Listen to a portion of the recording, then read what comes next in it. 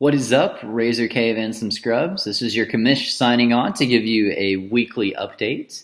And happy Halloween from Louisiana. It actually feels like fall outside today, so it's kind of cold. We had maybe 20 people show up for candy, maybe. I don't even know if it was that many. So we have some leftover candy, so that's nice. Hopefully you people were nice to trick-or-treaters who came to your door, or maybe some of you went trick-or-treating. I don't know, I'm not here to judge. But, and Karis wanted me to let you know that she won the costume contest at work, so she got some money, so she's excited.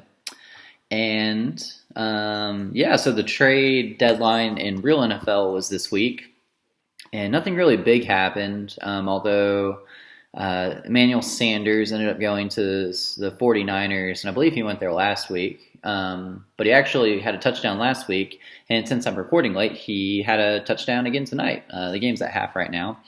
Me and Chris are going at it, so we're texting each other, a little smack talk back and forth. Because Kittle went down in the first drive, and then he came back, and then he scored a touchdown, and then he prevented Coleman from scoring a touchdown.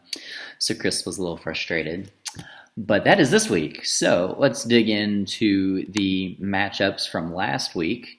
And once again, I'll give a shout out to Chris for just barely edging out Tevitt, 170.7 to 170.2. So I was I really wish Chris would have beat Tevitt by half a point. That would have made him so mad. Actually, Tevitt probably wouldn't have been mad because it's Martindale, but that would have been crazy. So shout out to the high score, and shout out to the low score in our first matchup. Attaboy Naycock. I would like to thank the Cowboys for being on bye, and for basically Naycock's team being on bye as I played him this week and beat him pretty handily. If it makes you feel any better, Naycock, even if you substituted D.D. Westbrook and Jaron Brown for Sanders and Amendola on your bench, I still would have beaten you. So, yeah. Kind of hard to play when half your roster's on bye because half of your roster is the Cowboys.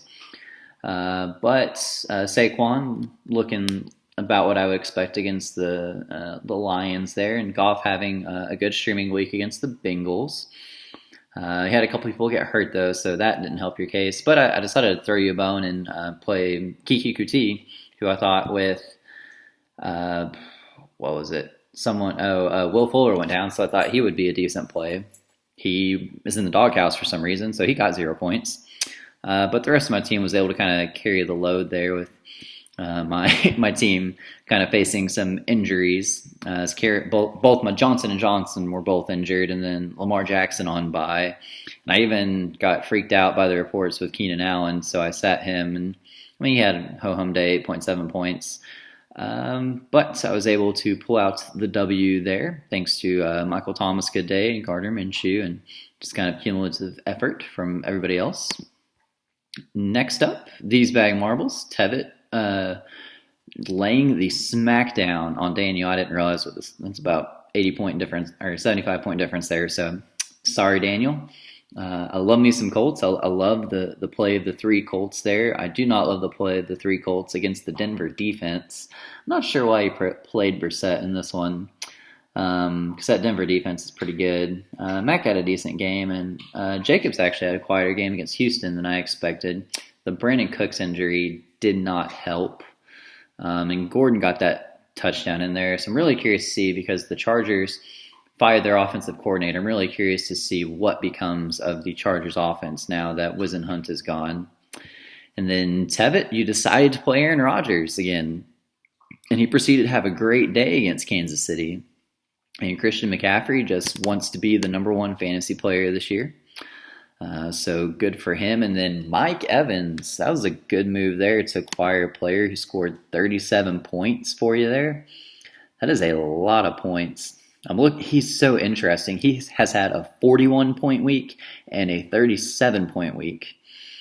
And he had a goose egg against New Orleans in a ho-hum day. San Francisco defense is legit. So the trend here seems to be against good defenses. He doesn't do as well. But I also have Godwin there. So I feel like that's going to be the pendulum going back and forth. But that's 170 points with Kamara and Adams on your bench because of injury. So that roster will be fine there. Next up, the aforementioned Chris with the high score of the week. And Travis, that's just a bad beat, man. Sometimes it happens. Most weeks you're going to win 159 points. Unfortunately for you this week, Chris just had a monster day.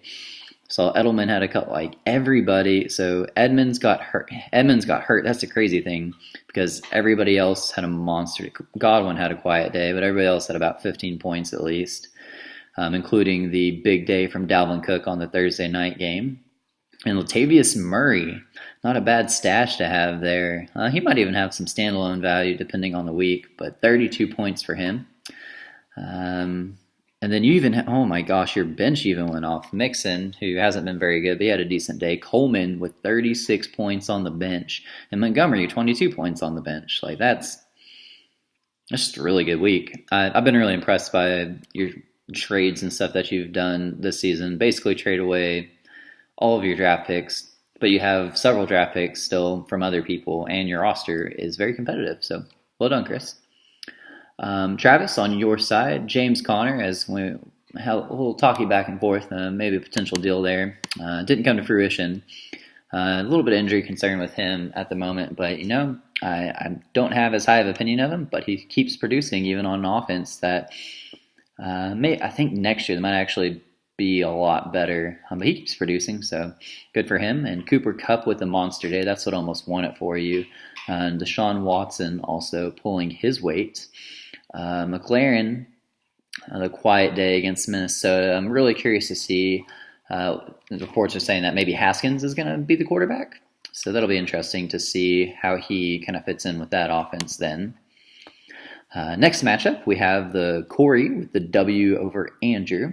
That's a pretty similar situation to mine and Naycock's matchup there, where Andrew just had a really bad week, and Corey had a decent week there. Kenny G pulling his weight there with 25 points. Drew Brees, welcome back. As I know, he was one of your keepers, so I'm glad to see him do well there. Pretty quiet day for most other people. Stephon Diggs with a 15-point week. Nothing really on your bench there. Larry Fitzgerald kind of struggling. Cortland Sutton has really impressed me this season. Right now, this is the number 13 receiver on the season. That's with like Joe Flacco as his quarterback, which he is hurt. So I think Brandon Allen is supposed to get his debut. Hasn't taken a snap in the NFL, but he's going to start next week. So start whoever is playing against the Broncos, their defense. That may have been my strategy in a league. I can't remember which one. Andrew, looks like Josh Allen, ho-hum day, streaming there. The 5 points from Le'Veon Bell and 10 from Chubb. That's, outside your quarterback. Nobody, Lockett had 13 points, but everybody else was less than 10 points. So that's not going to cut it. Ty Johnson, I definitely expected him to do way better than 4.3 points against the Giants. So they could have started Stafford. Wouldn't have made much of a difference there. But just a rough week for you there. Try and get him the next week there. But you got married, so that beats anything we can do in fantasy. Justin, welcome back from the dead, my friend. 148. I really don't think you watch any of these videos. I'm going to talk to you like you are watching it. Jordan Howard, he's interesting because with Sanders there, Mike Howard, he's running back 18 on the season.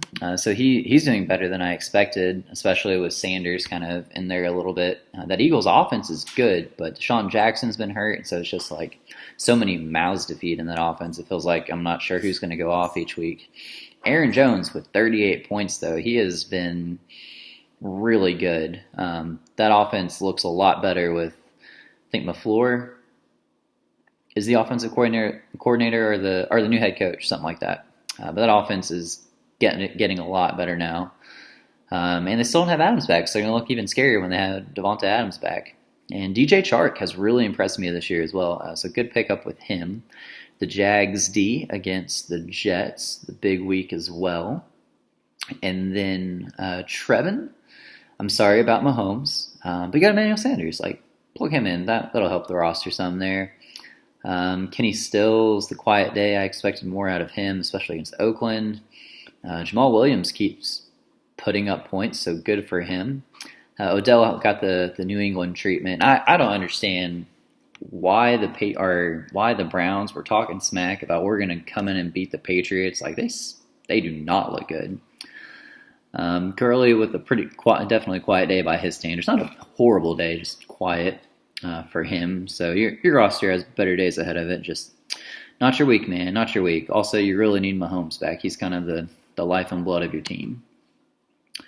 So that brings us to the standings, and taking a look at it, Tevitt is still in charge. He kind of sets his own path there as he's the division lead on that side. And I have a slight edge on points with Chris, but I'm playing him this week.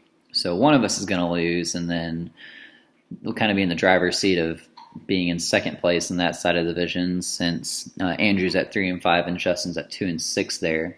What's really intriguing to me, in the other division, Travis is in the lead, and I think, let me pull up the points here. Yeah, you got a pretty healthy lead on total points scored in that even.